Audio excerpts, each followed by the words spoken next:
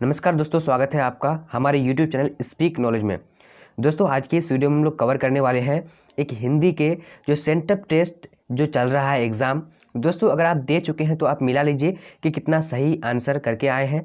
अगर आप दोस्तों नहीं दिए हैं तो इस वीडियो को शुरू से लेकर आखिर तक देखिएगा, क्योंकि बिहार बोर्ड ने एक ही मॉडल पेपर को बनाया है, एक ही क्वेश्चन पेपर को बनाया है जो सभी कॉलेज यानी बिहार के सारे कॉलेज में जो है एक ही मॉडल पेपर यानी एक ही सेट को क्वेश्चन पेपर को देता है। तो दोस्तों शुरू से लेकर आखिर तक देखिएगा। अगर आप देना चाहते हैं तो आपके लिए काफ़ी इंपॉर्टेंट है। अगर जो देकर आ चुके हैं तो दोस्तों वो भी देख लेंगे, उसका पता चल जाएगा कि कितना आंसर सही हुआ है और कितना गलत हुआ है। तो दोस्तों चलिए शुरू करते हैं आज के इस क्वेश्चन नंबर 1 से। तो दोस्तों अगर आप जो है एग्ज़ाम देने के लिए अगर आप एडमिशन नहीं किए हैं तो एडमिशन के लिए दोस्तों इस नंबर पे आप जो है एडमिशन कर सकते हैं, जो आपको काफ़ी मॉडल पेपर, सेंटअप टेस्ट के लिए क्वेश्चन पेपर सारे चीज़ प्रोवाइड किया जाएगा। ठीक है, प्रैक्टिस सेट, नोट्स, PDF के लिए जो इस नंबर पे आप कॉल या फिर व्हाट्सअप कर सकते हैं। ठीक है दोस्तों, चलिए शुरू करते हैं क्वेश्चन नंबर 1 से। मोहन राकेश की एकांकी का जो शीर्षक है, मोहन राकेश के द्वारा जो लेखक है दोस्तों उसके द्वारा लिखा गया कौन सा चैप्टर है जो एकांकी है? वो सिपाही की माँ है। तो सही उत्तर यहाँ पे 1 का ए हो जाएगा आपका। 2 नंबर है दोस्तों कि उसने कहा था, क्या है दोस्तों? उसने कहा था शीर्षक कहानी में किस युद्ध का उल्लेख है? क्या क्वेश्चन है दोस्तों कि उसने कहा था शीर्षक कहानी में किस युद्ध का उल्लेख है? उसने कहा था चैप्टर है जो कहानी है, उसमें प्रथम विश्व युद्ध का उल्लेख है। 3 नंबर है कि अर्धनारीश्वर का किस विधा से संबंध है? तो अर्धनारीश्वर जो है दोस्तों वो रामधारी सिंह दिनकर के द्वारा लिखा गया है, लेकिन वो एक तरह से निबंध है। तो सही उत्तर यहाँ पे 3 का ए मिलाइएगा। 4 नंबर है दोस्तों कि झूठन किस विद्या की रचना है? अगर आप लोगों का कल आने वाले बोर्ड दिनों में एग्जाम है दोस्तों तो सेम क्वेश्चन रहने वाले हैं, क्योंकि बिहार बोर्ड एक ही क्वेश्चन मतलब तैयार किया है दोस्तों सभी विद्यालयों में पूरे बिहार में। ठीक है, तो यही क्वेश्चन रहेंगे। तो अगर आप लोग पूरी तरह से देख कर जाओगे तो 50 में 50 लेकर आ जाओगे। हालांकि ये नंबर जुटेगा नहीं, इसलिए अपने मन से मारना। ठीक है, झूठन किस विद्या की रचना है? तो झूठन जो है दोस्तों एक आत्मकथा है। तो सही उत्तर यहाँ पे 4 का बी हो जाएगा। नेक्स्ट क्वेश्चन देखते हैं 5 नंबर की तिरछ कहानी के कहानीकार है। क्या क्वेश्चन है दोस्तों कि तिरछ जो कहानी है उसके कहानीकार का नाम क्या है? तो उसके कहानीकार का नाम है दोस्तों आपका उदय प्रकाश। तो सही उत्तर यहाँ पे 5 का बी हो जाएगा। 6 नंबर के सूरसागर के रचयिता है। तो सूरसागर के जो रचयिता है दोस्तों वो आपका यहाँ पे हो जाएगा आपका सूरदास। तो सही उत्तर यहाँ पे 6 का डी। 7 नंबर है दोस्तों कि पुत्र वियोग कविता के रचयिता हैं। क्या क्वेश्चन है कि पुत्र वियोग जो चैप्टर है कविता वो सुभद्रा कुमारी चौहान के द्वारा लिखा गया है। 8 नंबर है कि बालकृष्ण भट्ट की बालकृष्ण भट्ट के द्वारा जो लिखा गया बातचीत चैप्टर है वो एकांकी है, कहानी, यात्रा, संस्मरण या फिर ललित निबंध? तो बातचीत जो है एक ललित निबंध है दोस्तों जो बालकृष्ण भट्ट के द्वारा लिखा गया है। बहुत ही इंपॉर्टेंट क्वेश्चन है ये, और काफ़ी बार ये क्वेश्चन पूछा गया है बोर्ड परीक्षाओं में। प्रकृति वर्णन से संबंधित जो कविता है वो कौन सा है? वो उषा चैप्टर है दोस्तों। से उत्तर यहाँ पे 9 का बी। अब 10 नंबर देखते हैं कि हंसते हुए मेरा अकेलापन के जो लेखक है, हंसते हुए मेरा अकेलापन जो चैप्टर है उसके लेखक का नाम बताना है। तो उसके लेखक का नाम मलियत जी है। तो सही उत्तर यहाँ पे 10 का बी। 11 देखते हैं दोस्तों कि परगीत और समाज साहित्य की किस विधा की रचना है? परगीत और समाज, क्या क्वेश्चन है दोस्तों? परगीत और समाज जो चैप्टर है वो किस विधा की रचना है, मतलब किस तरह का है दोस्तों? ललित निबंध, निबंध, आत्मकथा या फिर आलोचनात्मक निबंध? तो परगीत और समाज जो है एक निबंध है दोस्तों। तो याद रखिएगा यहाँ पे 11 का डी। 12 है कि उसने कहा था जो शीर्षक कहानी है, ठीक है, वो किस वर्ष रचना किया गया था? जब आप लोग पढ़ोगे बुक से क्वेश्चन है। ठीक है, उसने कहा था जो चैप्टर है उससे पहले लेखक के बारे में बताया गया है दोस्तों, उसी में ये क्वेश्चन है। तो 1915 ईस्वी में। तो सूत्र है 12 का ए। 13 है कि परगीत और समाज के लेखक कौन है? तो परगीत और समाज के जो लेखक है वो नामवर सिंह है। तो याद रखिएगा यहाँ पे 13 का ए। 14 नंबर देखते हैं कि दिगंबर का संधि विच्छेद क्या है? तो दिगंबर का जो सही संधि विच्छेद होगा जाएगा वो दिक जोर अंबर हो जाएगा। मैं आप लोगों को बता देता हूँ दोस्तों, अगर आप क्लास मतलब जो हिंदी रखे हैं और इंग्लिश रखे हैं 100 मार्क्स का, तो उसमें आप लोगों को 30 से 35 क्वेश्चन जो है ग्रामर सेक्शन से रहेंगे, 20 से 25 क्वेश्चन आप लोग के बुक से रहेंगे। ठीक है, बुक सेक्शन से, मतलब ऑब्जेक्टिव की बात हो रही है। मतलब दोस्तों 100 में आपको 30% जो है व्याकरण से क्वेश्चन रहेंगे, वो भी सिर्फ और सिर्फ ऑब्जेक्टिव में। ठीक है, और यहाँ पे 70% रहेंगे जिसमें से 20% ऑब्जेक्टिव और 50% आप लोग का सब्जेक्टिव रहने वाले हैं। तो इसलिए अच्छे से पढ़ना दोस्तों व्याकरण, क्योंकि 30% रहते हैं वो भी आप लोगों को ऑब्जेक्टिव के रूप में। ठीक है, तो याद रखिएगा। 14 का ए हो जाएगा। 15 है कि अंश का अर्थ क्या है, तो अंश का जो अर्थ हो जाएगा कंधा, हिस्सा, आधा या फिर पूरा। तो हिस्सा हो जाता है दोस्तों अंश का अर्थ, तो सही उत्तर यहाँ पे 15 का बी। चलिए नेक्स्ट क्वेश्चन देखते हैं यहाँ पे। नेक्स्ट क्वेश्चन 16 नंबर है दोस्तों। बताया जा रहा है कि आस्तीन का सांप होना मुहावरे का अर्थ है। ठीक है, उसमें कुछ क्वेश्चन छूट गया था। 16 नंबर है कि आस्तीन का सांप होना मुहावरे का जो अर्थ है वो क्या हो जाएगा दोस्तों, तो वो आपका हो जाएगा यहाँ पे कपटी मित्र। तो सही उत्तर यहाँ पे 16 का सी। 17 है कि दोस्तों गरे मुर्दे उखाड़ना। तो गरे मुर्दे उखाड़ना मुहावरे का जो अर्थ हो जाता है वो आपको हो जाएगा यहाँ पे पिछली बातें याद करना। तो सही उत्तर यहाँ पे 17 का ए।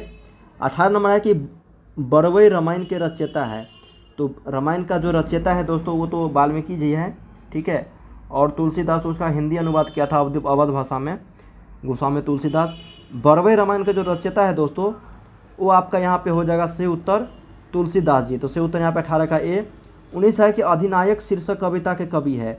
अधिनायक जो चैप्टर है उसके शीर्षक के कविता के जो लेखक हैं वो हो जाएगा आपका दोस्तों रघुवीर सहाय। तो सही उत्तर यहाँ पे 19 का बी।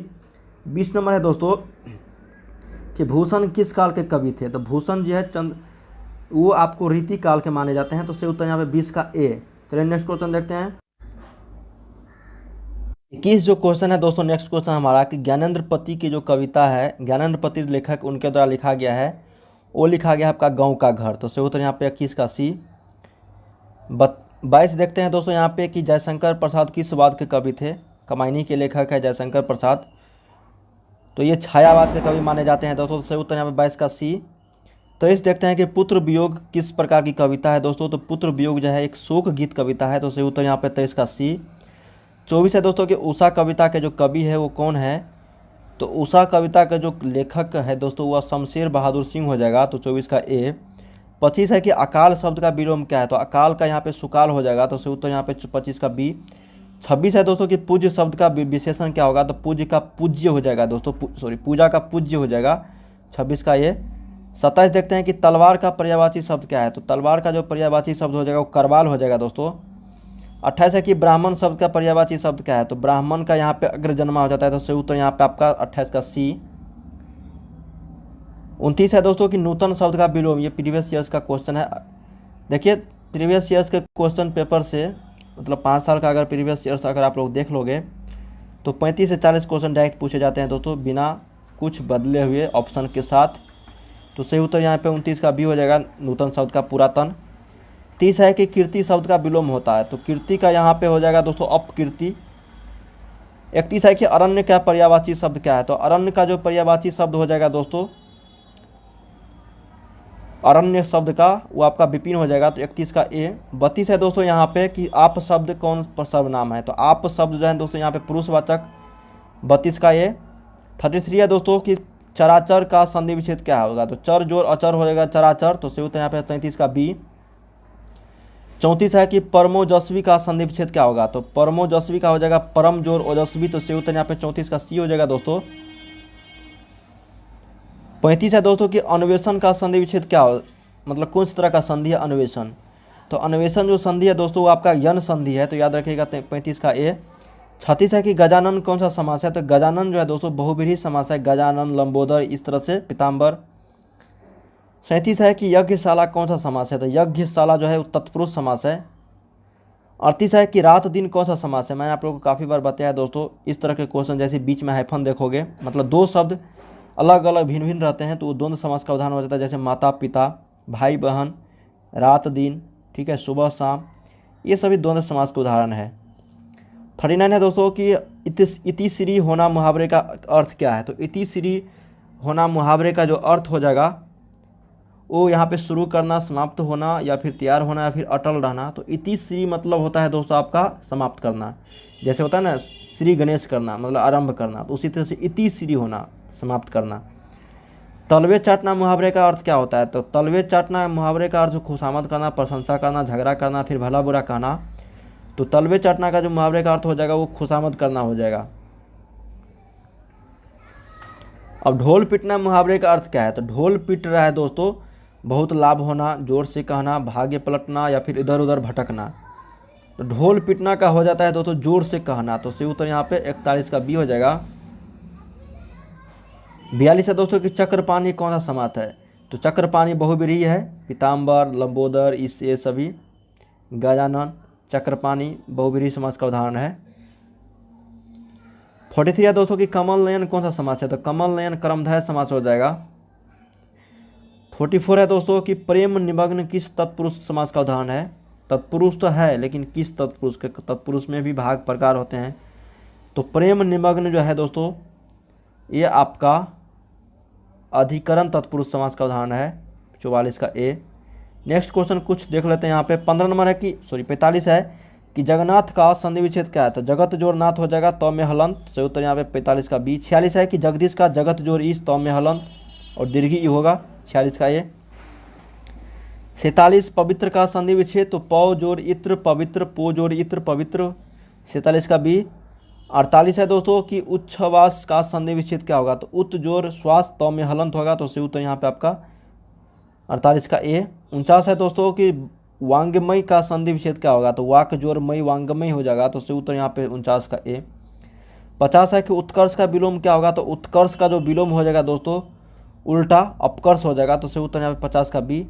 51 देखते हैं, यहाँ पे 51 देखते हैं दोस्तों, नयन का संधि विच्छेद क्या है, तो नयन का हो जाएगा ने जोड़ अनयन, 51 का बी। 52 है कि पुत्र का पर्यायवाची क्या है, तो पुत्र का जो पर्यायवाची शब्द है दोस्तों यहाँ पे बेटा हो जाएगा, तो सही उत्तर यहाँ पे 52 का बी। अगर पौत्र रहता दोस्तों पौत्र तो ये पोता हो जाता, ठीक है, लेकिन पुत्र है तो यहाँ पे बेटा। पत्थर का पर्यायवाची क्या हो जाएगा, तो पत्थर यहाँ पे पाषाण, ठीला, चिक्का या फिर कंकर, तो पत्थर का जो हो जाता है दोस्तों वो पाषाण होता है, ठीक है, कंकर नहीं पाषाण। 54 है कि नर का विपरीतार्थक, तो नर का नारी हो जाएगा। जिस पुरुष की स्त्री मर गई हो उससे विदुर बोलते हैं, और जिस स्त्री की पुरुष मर जाती है तो उसको विधवा बोलते हैं, तो 55 का सही उत्तर सी। 56 है कि कान देना मुहावरे का अर्थ, कान देना का मतलब ध्यान देना। 57 है दोस्तों यहाँ पे कि हृदय का विशेषण तो हृदय हो जाएगा। 58 है कि महाशय का संधि विच्छेद, तो महाजोर आशय हो जाएगा महाशय, तो सही उत्तर 58 का ए। 59 है दोस्तों कि बैठक में कौन सा प्रत्यय है, तो बैठक में अक प्रत्यय है, तो 59 का सी। लंबोदर कौन सा समास है, मैंने आप लोगों को बताया था, लंबोदर, गजानन, पीताम्बर, चक्रपाणी ये सभी बहुव्रीहि समास है, तो सही उत्तर यहाँ पे 60 का डी हो जाएगा।